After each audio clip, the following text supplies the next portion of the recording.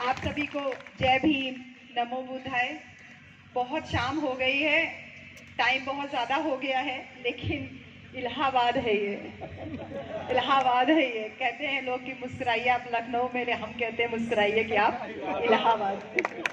तो ये इलाहाबाद है, क्रांतिकारी धरती है, क्रांतिकारियों की धरती है और ऐतिहासिक भूमि है। इस भूमि को नमन करती हूँ जितनी बार भी आती हूँ, क्योंकि इस भूमि ने मुझे बहुत एक बड़ा सबक दिया, जिसकी वजह से मैं आज आपके बीच में खड़ी हूँ। क्योंकि यहाँ पे जो हमारे बाबा साहेब, परम पूज्य बाबा साहेब डॉक्टर भीमराव अंबेडकर ने जो संविधान दिया, और उस संविधान की बदौलत यहाँ का जो एक हाई कोर्ट खड़ा है, उस हाई कोर्ट में हमको भी जाने का अवसर मिला। लेकिन उस हाई कोर्ट में जा करके हमको ये पता चला कि वहाँ पे जिस संविधान निर्माता ने संविधान बनाया, जिसकी वजह से इतना बड़ा हाई कोर्ट खड़ा है, उस संविधान निर्माता के अंदर एक फोटो तक नहीं है। वहाँ उस समय नहीं थी, अभी लग गई हो तो मैं नहीं बता सकती हूँ, लेकिन बहुत ये लगा, तो हमें लगा कि कोई बात नहीं है। इतना बड़ा कोर्ट जो है बाबा साहब के संविधान से चल रहा है, तो हमारे बाबा साहब उसकी इसके मोहताज नहीं है। क्योंकि यहाँ जो है ये इलाहाबाद है, जहाँ पे हम हमेशा जो है पढ़ने के लिए हमारे बच्चे आते हैं, हम आते हैं, हमारे घर के भी बहुत सारे लोग, बच्चे अभी आज भी आए हुए हैं, पीछे बैठे हैं, बहुत सुबह से इंतजार कर रहे हैं। कोई मौसी कहता है, कोई बुआ कहता है, कोई दीदी कहता है। वो सब बच्चे भी यहाँ भीड़ में, आप लोगों के बीच में वो बच्चे बैठे, एक बार भी मंच पे नहीं आए मुझसे मिलने, मैं देख रही हूँ सबको, सब मौजूद हैं। वो बच्चे यहाँ आते हैं, लेकिन बच्चों आप सब भी अलग अलग जिलों से आए। एक बच्चा सुबह मिला मुझे, कह रहा मैं रीवा से आया हूँ, उतना दूर से चल के आया है। मऊ, आजमगढ़, देवरिया, बलिया, लखनऊ से तो बहुत लोग आए हैं, लेकिन दूसरे जो है अगर प्रदेश से बच्चे चल करके आए हैं और इलाहाबाद में यहाँ पर पढ़ने भी आते हैं, हमसे मिलने आए हैं, तो मैं उन सबको बहुत धन्यवाद भी देती हूँ। लेकिन बच्चों एक बात को स्पेशली मैं स्टूडेंट्स को रेफर कर रही हूँ, माइंड मत कीजिएगा, क्योंकि बड़े लोगों को तो, बड़े लोग तो फिर बड़े हैं, बड़े लोगों के लिए बहुत सारे बड़े लोगों ने बहुत कुछ बोला है। आप लोगों की पढ़ाई, शिक्षा का व्यवस्था, आपको क्या पता है कि आज एक बहुत अच्छे से हम प्रोफेसर हो गए, तो जिंदगी हमेशा ऐसी तो ना थी और ना शायद भविष्य में होने वाली है। हम जब छोटे से थे, स्कूल जब पढ़ने के लिए गए, तो आपको पता है मेरे पापा ने मुझे एक इंग्लिश मीडियम स्कूल में एडमिशन दिलाया, फीस भरी थी, तो टीचर भी बड़ा खुशी खुशी उंगली पकड़ के लेकर के गई, आइए बेटा एडमिशन हुआ है, हमको बैठाया गया। लेकिन जब बाबा साहब के समय में, जब बाबा साहब 6 वर्ष के हुए और उनके पिताजी ने उनको जब विद्यालय में एडमिशन कराने के लिए सोचा, तो क्या आपको पता है कि उनके साथ में क्या हुआ? बाबा साहब को कक्षा में प्रवेश करने की अनुमति नहीं थी। एडमिशन तो हो गया बहुत मुश्किलों के बाद, क्योंकि बाबा साहब के पिताजी अंग्रेजी सेना में सूबेदार थे, तो वहां पे उनको उसकी वजह से, उस हैसियत की वजह से एडमिशन तो मिल गया, लेकिन कक्षा में उनको घुसने की मनाही थी, उनको कक्षा में प्रवेश नहीं दिया गया।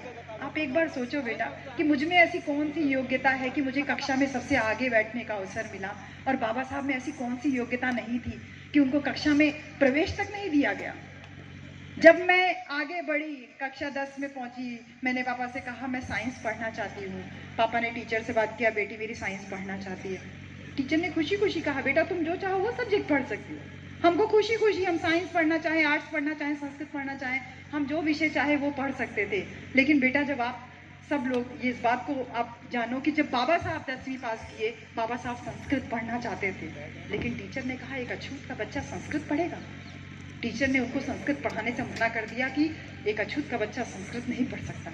आप एक बार सोच के देखो कि बाबा साहब में ऐसी कौन सी योग्यता नहीं थी कि बाबा साहब को संस्कृत, कोई आज बहुत बड़ा सब्जेक्ट नहीं, आज हम जो चाहे वो पढ़ सकते हैं, लेकिन बाबा साहब को संस्कृत नहीं पढ़ने दिया गया। और आज मुझ में ऐसी कौन सी योग्यता, या आप सब में कौन सी ऐसी योग्यता आ गई कि हम संस्कृत तो क्या कोई भी विषय पढ़ सकते हैं। जब हम नौकरी करने के लिए गए विश्वविद्यालय में, BHU में नौकरी करने के लिए गए, तो मैंने जब चपरासी से पानी मांगा, तो एक साथ 2 चपरासी 4 गिलास पानी लेकर के आए कि मैडम नया नया ज्वाइन किया, लखनऊ से आई हैं, BHU में प्रोफेसर हो गई। जब मैं विश्वविद्यालय पहुंची थी, तो पूरा एकदम जैसे ना साफ सफाई कर दिया जाता है जब भी कोई नया टीचर अपॉइंट होता है। लेकिन जब बाबा साहब बड़ौदा के महाराज के यहाँ नौकरी करने के लिए गए, तो जो बिछे हुए कारपेट थे वो समेट लिए गए कि बाबा साहब अगर उस पर गलती से पैर भी रख दिए तो वो कारपेट फैला हो जाएगा। बाबा साहब ने जब वहाँ पे पानी मांगा, तो उनको पानी पिलाने से तो मना ही कर दिया गया, इसके साथ ये कहा गया कि उनके लिए बाहर घड़ा रख दिया गया है, और वो ऊपर से कोई पानी उनको देगा, वहाँ से वो पानी पी सकते हैं। बेटा सोच के देखो एक बार कि बाबा साहब में ऐसी कौन सी योग्यता नहीं थी कि बाबा साहब को एक घड़े से, मटके से पानी तक नहीं पीने के दिया गया, और मुझ में ऐसी कौन सी योग्यता हो गई कि मुझे एक साथ 2 चपरासी 4 गिलास पानी पिलाने के लिए आज तैयार हैं। सिर्फ सोच करके देखिए, सिर्फ सोच करके देखिए। आप एक बार सोच करके देखिए कि बाबा साहब में और मुझ में क्या फ़र्क है। अभी यहाँ से एक बच्चा बोल रहा था कि उस समय संविधान नहीं था। एक बच्चे ने यहाँ पे बोला कि उस समय संविधान नहीं था। नहीं बेटा, ऐसी बात नहीं है।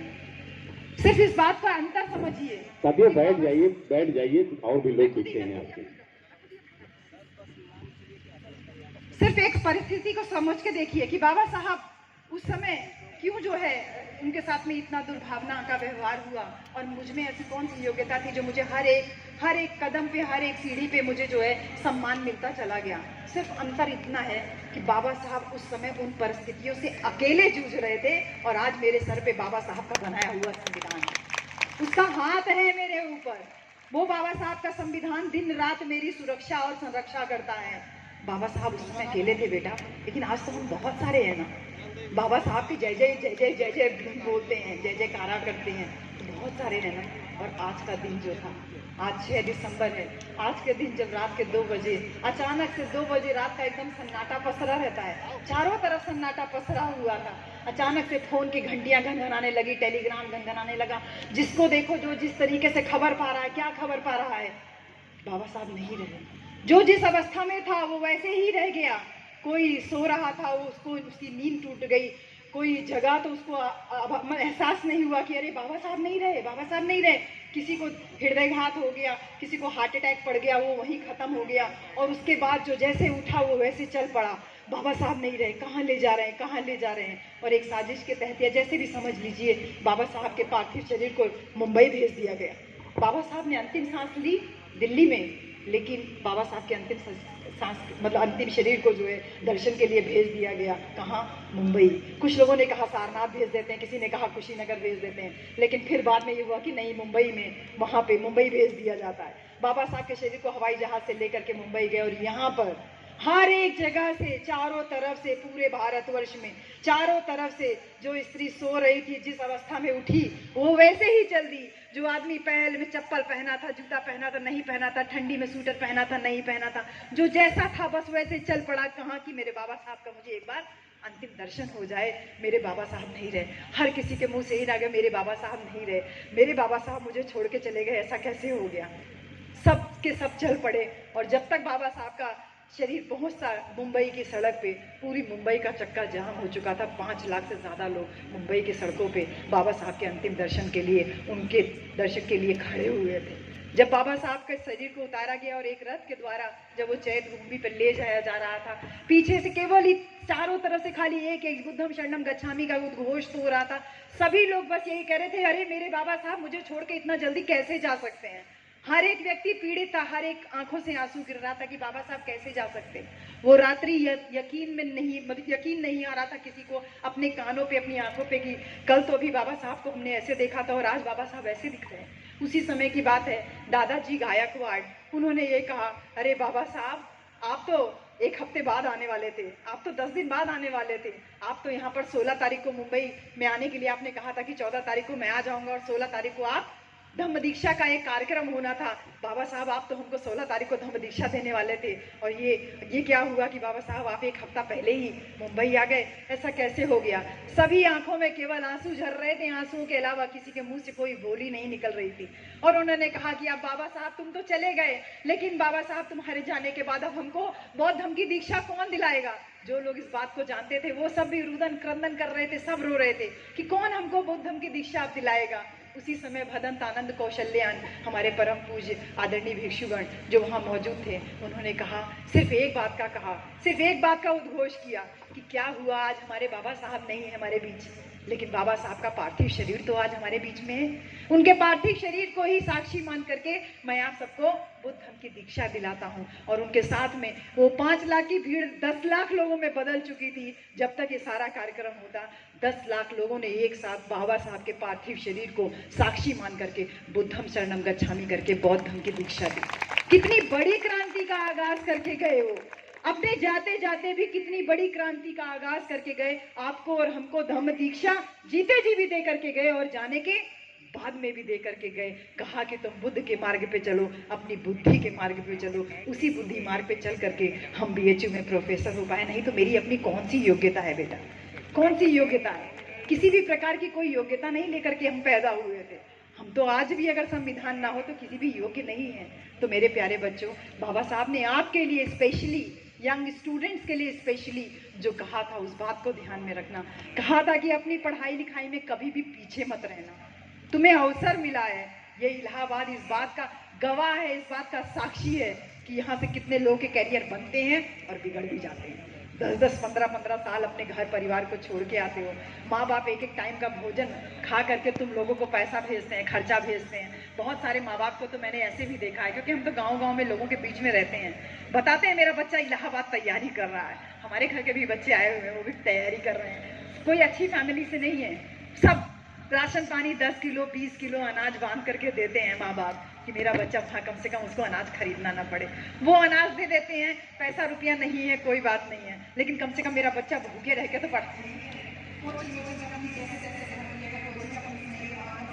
किराया लेकर के या किसी साथी के साथ में शेयर करके बच्चा हमारा रह रहा है तो भूखा तो नहीं सोएगा। इस उम्मीद से वहां से माँ बाप जगते रहते हैं। कभी अब तो फोन उनका जमाना हो गया है, नहीं तो चिट्ठी का समय चलता था। चिट्ठी में लिखते थे यहाँ से, हाँ माँ मैं सब सही है, यहाँ पिताजी सब सही है, और वहाँ पे माँ बाप पढ़ करके किसी से पढ़वा करके खुश होते थे। तो बच्चों बहुत स्ट्रगल करते हैं, केवल आप नहीं, यहाँ पर आपके पीछे आपके माँ बाप वहाँ पर। और तुम बच्चों को भी मैंने देखा स्ट्रगल करते हुए कि जब भी धान काटने का या धान बुआई का समय होता है तो अपना सारा काम छोड़ करके घर वापस जाते हो कि धान बुआई का समय है, इस समय माँ बाप को हमारी ज़रूरत होगी और हम जा रहे हैं खेती काम करने के लिए। ऐसे हम अपने BHU में भी बच्चों को देखते हैं। जब वो मास्क बंद करते हैं तो हमें समझ में आ जाता है कि अब ये सीजन हो गया है, या तो कटाई का समय होगा या तो ये बुआई का समय होगा। तो बुआई के समय में यूनिवर्सिटी खुलती है तो बहुत नहीं पता चलता, लेकिन कटाई के समय पे बहुत मास्क बंद होता है तो बच्चे जा करके वहाँ 10 दिन 12 दिन कटिया करवा करके और सब अनाज वगैरह रखवा करके आते हैं। तो इतनी मशक्क़त से, इतनी मेहनत से जब आप पढ़ रहे हो तो ये जो समय पढ़ने का है इसको पढ़ने में लगाइए। 1960 से लेकर के 1980 तक का वो दौर था जब नक्सलाइट मूवमेंट, जिसको नक्सलवाद बोलते हैं, एकदम चरम पे था। लेकिन कभी सोचा है कि भारत में चरम पे ये कभी क्यों नहीं पहुंचने पाया? अरे भारत में कह रहे हैं, उत्तर प्रदेश में नक्सल मूवमेंट कभी भी चरम पे नहीं पहुंचने पाया। ज़्यादा नहीं मूवमेंट, कहीं कुछ एक इलाकों में दूर दराज मिर्ज़ापुर वगैरह में थोड़ा बहुत, चंदौली वाले एरिया में थोड़ा बहुत, लेकिन इस मूवमेंट बहुत पूरे उत्तर प्रदेश में व्यापक रूप में नहीं फैल पाया। उसका कारण जानते क्या था?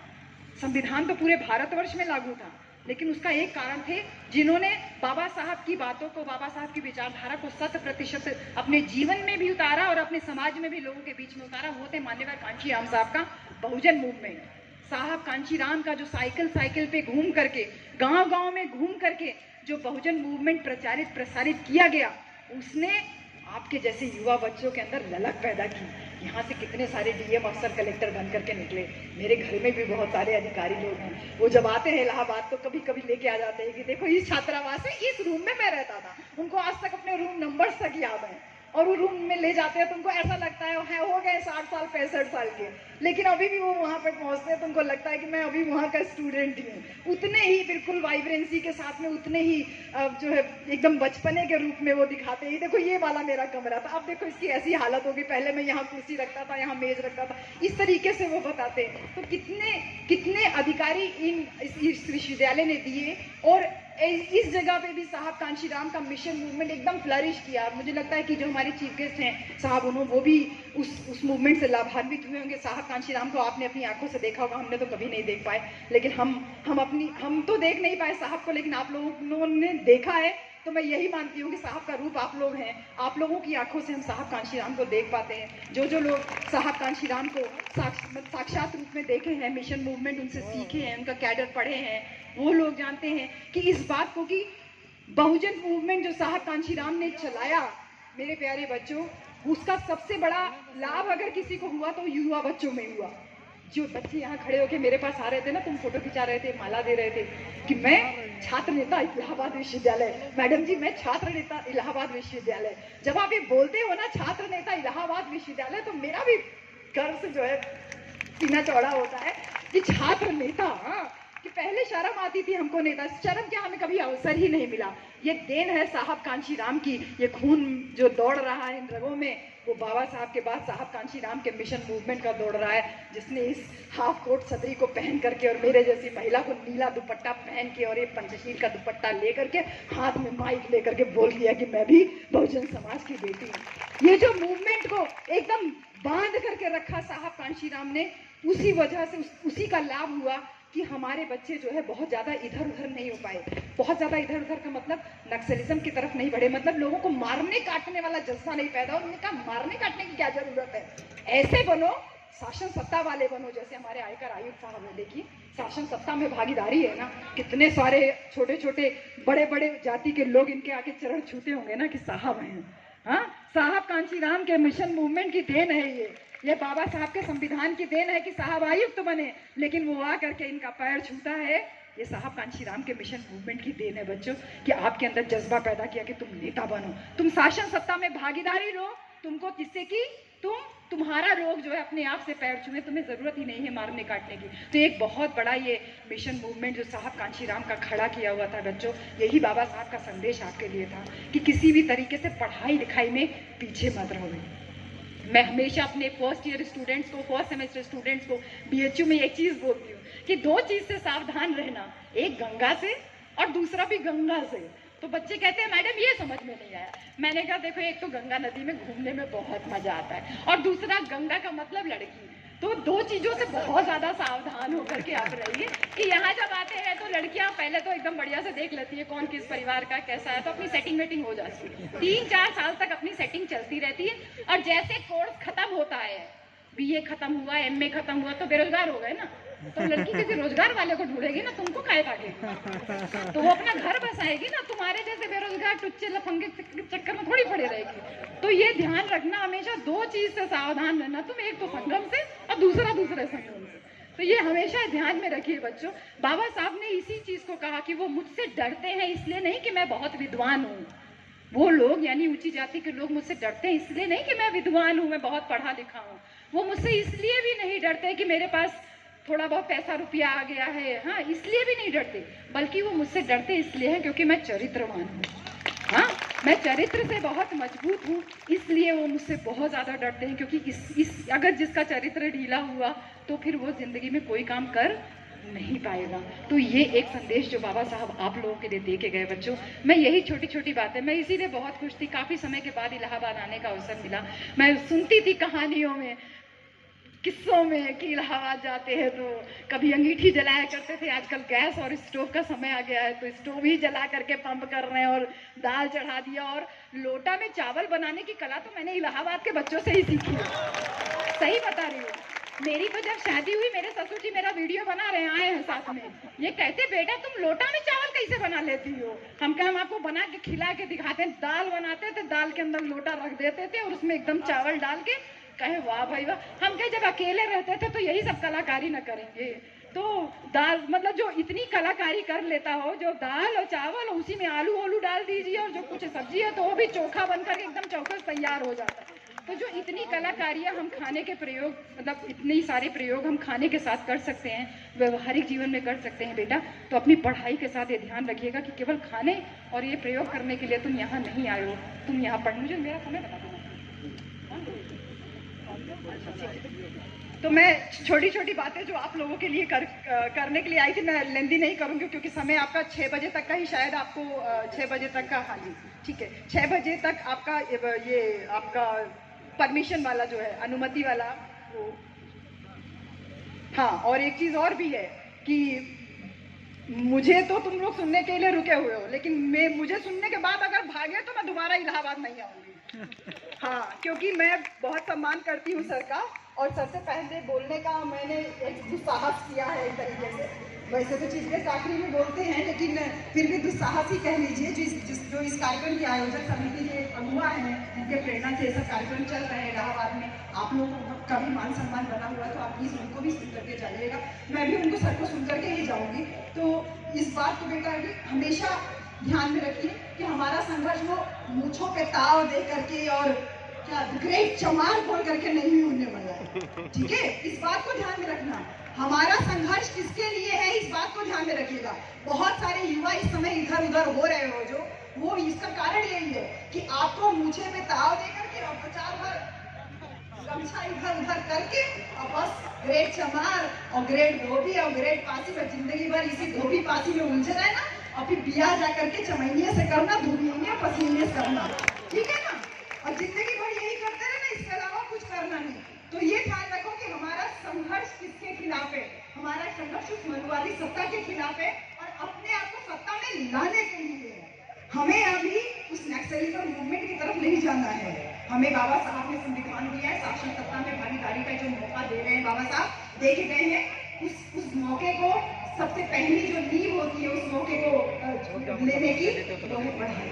तो शिक्षित बनिए और इस शिक्षित में सबसे इम्पोर्टेंट रोल है जिसकी मैं प्रोफेसर हूँ, जिसका मैं कभी प्रयोग नहीं करती अपने सार्वजनिक मंचों पे, वो है अंग्रेजी। बाबा साहब ने कहा ना, शिक्षा वो शेरनी का दूध है जो पिएगा वो दहाड़ेगा। मैं आज कहती हूँ कि अंग्रेजी वो शेरनी का दूध है जो पिएगा वो दहाड़ेगा। आप चार अभी लाइन हमारे लड़के वाले पिक्चर थोड़ा हीरो बनने की कोशिश ज्यादा करते हैं ना, बस अंग्रेजी शुरू कर दीजिए, बच्चे एकदम शांत। बस आप 4 लाइन अंग्रेजी बोल दीजिए, बच्चे एकदम चुप मार जाते हैं। उसके पहले तो मैडम जी हम कहीं नहीं पूछा चाहेंगे, हम मैडम जी ये बता दीजिए, मैडम जी वो बता दीजिए। तो कुछ देर तक तो उनका मानव भाव लेते हैं, लेकिन जब हमें समझ में आता है कि अब ये काबू में नहीं होने वाले, तो फिर हम अपने विषय पे आ जाते हैं। और जैसे विषय पे आते हैं तो आपको पता नहीं किससे डर लगता है, लेकिन आमतौर पे बच्चों को अंग्रेजी और मैथ से ही डर लगता है। तो अंग्रेजी हम पढ़ाते हैं, तो अंग्रेजी आप भी पढ़ेंगे अगर, तो एक जो कॉन्फिडेंस डेवलप होता है अंग्रेजी भाषा में। इस बात को ध्यान रखिएगा कि भारतवर्ष में लॉर्ड मैकॉले ने जो इतनी बड़ी क्रांति करी अंग्रेजी भाषा को यहाँ इंडिया में इंट्रोड्यूस करके, उसका अवसर का लाभ सबसे ज्यादा अगर किसी ने उठाया तो वो ब्राह्मणों ने उठाया। आपको तो कहा कि मत पढ़ो, लेकिन उन्होंने सबसे ज्यादा इसका फायदा उठाया। और आपको ये जान के बहुत आश्चर्य होगा कि आजादी के पहले जो आईएएस की परीक्षा होती थी उसको आईसीएस बोला जाता था। ICS Indian civil service, ICS बोलते थे उसको। आईसीएस का एग्जाम जो होता था वो, उसमें जो पहले 18 आईसीएस इंडियंस चुने गए थे उसमें से 16 ब्राह्मण थे, और वो सिर्फ और सिर्फ अंग्रेजी भाषा के जानने की वजह से थी। ये सरकारी आंकड़ा है, मेरा अपना बनाया हुआ आंकड़ा नहीं है। इसलिए बच्चों अंग्रेजी पढ़िए, दूसरी बात। और तीसरी बात ये कि मानसिक रूप से, और वो बच्चे जो क्रिकेट खेल रहे हैं, शारीरिक रूप से और वैचारिक रूप से एकदम फिट रहिए। सुबह उठ करके थोड़ा जल्दी, देर रात तक गर्लफ्रेंड से बतियाओगे तो सुबह क्या खाट नहीं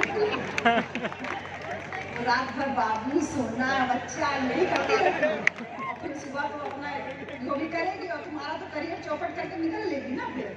हाँ, मेरा बाबू मेरा सोना ये सब खूब, गाना भी खूब चल रहा है, पांडे जी का बेटा हूँ, ठीक है ना, सब सुनते हैं बेटा। पूर्वांचल में आने के बाद और कर क्या रही हो, यही रिसर्च चल रहा है। संयोग से मेरा सब्जेक्ट अंग्रेजी है, अगर सोशियोलॉजी या सोशल वर्क होता तो हम बहुत कुछ कर सकते हैं, ठीक है। अभी भी हम बहुत सारा रिसर्च कर ही रहे हैं कि क्या क्या करते हो तुम लोग रात रात में झक झक करके। हमारे घर में भी बहुत सारे बच्चे, तो बाबू सोना बच्चा चक्कर नहीं हो, जिंदगी भर बाबू तो तुम बने रहो, तुमको पता भी है कि तुम बाबू नहीं हो, एक नंबर के आरामी, ठीक है, तुम भी बने रहते हो उसके सामने सोना बच्चा। तो ये थोड़ा सा जो है ना टाइम पास वाला जो आपका जो समय चल रहा है, करिए टाइम पास, हम मना नहीं कर रहे हैं। जो दौर है जिस तरीके का चल रहा है चलिए, लेकिन कॉम्प्रोमाइज अपनी पढ़ाई से मत कीजिए। मानसिक, शारीरिक और वैचारिक रूप से विचारों से लैस रहिए। अगर आप शारीरिक रूप से भी सक्षम हैं तो भी आपका ये मनवादी लोग कुछ बिगाड़ नहीं सकते। और वैचारिक रूप से लैस होने के लिए इस टाइप के आयोजन और अपने महापुरुषों की जो जीवनी है उनके बारे में, महापुरुषों के जीवन के बारे में जानिए। और एक चीज़ और, जो नौकरी पेशा लोग, जो वकील लोग यहाँ पर मौजूद हैं, बाबा साहब ने संदेश दिया था कि बच्चों आप लोग पढ़ो लिखो और पढ़ लिख करके डीएम अफसर कलेक्टर तो हर लोग बनने का सपना देखते हो, लेकिन समस्या की जड़ में है कि आप जज नहीं हो।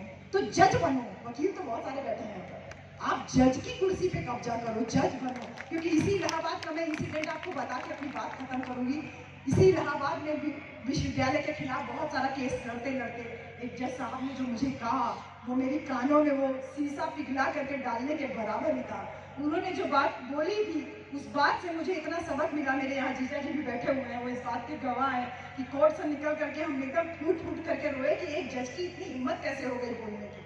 मैं पढ़ लिख करके नेट क्वालिफाई करी हूँ, पीएचडी हूँ और वहाँ खड़े होकर मैं इन पर्सन फाइट कर रही थी। इन पर्सन मैं केस फाइट कर रही थी अपने विश्वविद्यालय के खिलाफ, और एक जज इस तरीके की टिप्पणी कर कैसे सकता है, क्योंकि कोर्ट रूम की गतिविधियां हम रिकॉर्ड नहीं कर सकते, बाहर बोल नहीं सकते। तो वहाँ से दुखी होकर के आए और यहीं LIC में जो LIC बिल्डिंग है उसके बाहर एक नीम का पेड़ है, वहाँ चाय पीते हुए रोते हुए पति से अपने यही बात बोलने लगे कि यार ये लड़ाई कुछ किसी और चीज की है, ये लड़ाई कोर्ट से लड़ने वाली नहीं है, ये लड़ाई कोर्ट से लड़ने वाली नहीं है, इस समस्या की जड़ में कुछ और है। और उस दिन ये समझ में आया कि समस्या की जड़ कहाँ थी। घर गए, साहब कांशीराम की चमचाई पुस्तक खरीदी क्या, और खरीद के पहले से रखी थी लेकिन पढ़े नहीं थे। और फिर उस कांशीराम साहब की एकमात्र लिखी हुई पुस्तक चमचाई को एक बार पढ़ा, 2 बार पढ़ा, 3 बार पढ़ा, 4 बार पढ़ा, बार पढ़ा। और पढ़ने के बाद 1 हफ्ते के अंदर डिसाइड कर लिया कि अब मुझे BHU में केवल नौकरी करनी है, नौकरी के बाद मुझे कोई कोर्ट केस नहीं करना है, मुझे इस समस्या की जड़ में जाना है। और वो जड़ वही था जो सुलोचन राम साहब अभी बताएंगे भी। और मैं उसको साहब को मैं विनती करती हूँ, जो आपने मुझसे कहा वो आप जरूर बोलिएगा, लेकिन मैं उसको जो साहब कांशीराम ने उसको दूसरे रूप में कहा कि इन चमचों की वजह से आज हमारे समाज की ऐसी गति हुई है। तो चमचा युग की तरफ जो हम बढ़ रहे हैं, बच्चों चमचा नहीं बनना, किसी का पीछे लघु नहीं बनना है। उस चमचा युग की पुस्तक को पढ़ करके हमने अपने जीवन में परिवर्तन लाया और हम गांव-गांव लोगों के बीच में जा करके वैसे ही साहब कांशीराम की विचारधारा का प्रचार प्रसार कर रहे हैं। तो मैं बस इतना ही कहूँगी कि आपकी शिक्षा का सही मायने में उपयोग तब है, जितने शिक्षित लोग यहाँ बैठे हैं, नौकरी पेशा लोग बैठे हो, अपने पैसे तो आप देते नहीं हो।